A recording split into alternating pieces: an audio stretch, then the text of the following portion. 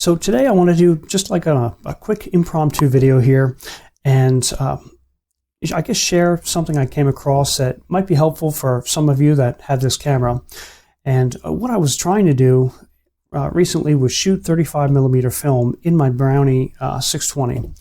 And most people are aware of these adapters that you can get. They're from 35mm to 120.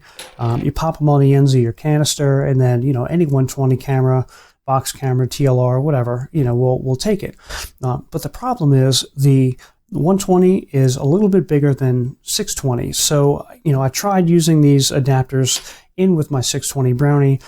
It's just, and they're big, or they're bigger. So things would bind up, it wouldn't fit correctly. And so anyway, all sorts of problems that I just, it wasn't working. So, but I did come across, and after some tinkering, I found a solution. So anybody who has access to like a 3D printer, what you can do, and I'll put the plans that I found down in the description, but on Thingiverse, you can actually get these adapters, the plans for these adapters for free. And anybody who has access to a 3D printer, all you have to do is just scale the prints down, or scale the your size down by 5%. So, print these things at 95%. And what you come away with is a set that is just a little hair smaller, but it totally works. It can go inside the holes here, and your sprockets and everything lines up, and it gives you just enough room to get these to sit in the cradle inside the 620, and allows it to spin. So I'll show you what I mean. So pop these guys in here. All right.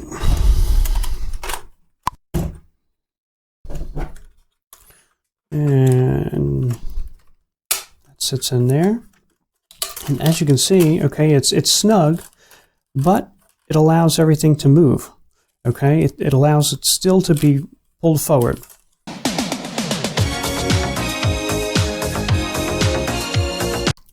And the way I've been doing it is I do have one spool of 620, empty 620, and I pop that on the take-up side. I stretch my 35mm over, use a little bit of tape, and just like 120, I mean, you can, if you had two of these sets printed up, you can put another set over here to take it up and rewind it. But that might work just as easy. Sometimes I'll do that with my box cameras, my Ansco. If I'm shooting 120 or 35mm in 120, that works okay. But for this, I just went ahead and I used up the take-up spool. So when you take it out, you do need to take this out in the dark and then roll it back in, but it's really not that big of a deal. Wow. Okay, so there it is. Okay, 35mm. Wrapped up, ready to go. The one thing that I would maybe suggest you might want to do is kind of mark your film here and see how many turns it takes to get this line to this side of the film plane. And then this way, when everything's closed up and you're shooting, it takes 6 to 8 or however many turns with whatever camera you're using, to kind of clear that film plane, and then you get a full picture. Because a mistake I've made last time I shot this was I forgot to count, and I kind of didn't know, and I was guessing. So my pictures that I was shooting, I wasn't winding enough, and it was overlapping everything. So just to kind of avoid that, I would just give it a couple test cranks and mark everything out. But anyway, that's it. I'm going to go ahead. I'll put the plans on Thingiverse down in the description. Hopefully this is helpful, and hope everybody's well.